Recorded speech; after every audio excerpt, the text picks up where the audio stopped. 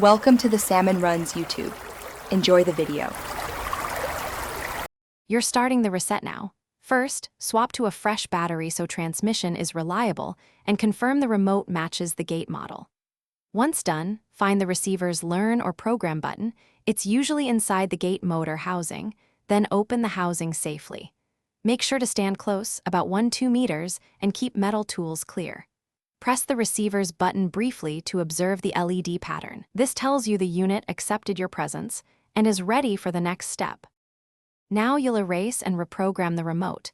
Put the receiver into erase mode using the exact press pattern. Short versus long presses matter, because this clears old codes and prevents interference. Once the receiver indicates erase complete, immediately enter Learn mode. When the LED flashes, press and hold the remote button firmly until the LED changes state or beeps. Make sure to program each remote one at a time.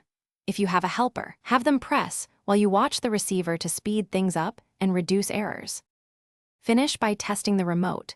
Stand at the gate, walk to the car, and try multiple distances and angles to ensure consistent signal. If it fails, first swap batteries and reseat the receiver antenna. Nearby devices or metal can detune the signal, so move potential interferers away. Once you've checked those, power cycle the receiver to clear transient faults and rerun the Learn sequence. If problems persist, the key troubleshooting tip is to confirm the receiver's Learn LED patterns against the manual. Mismatched patterns mean you're using the wrong procedure or model.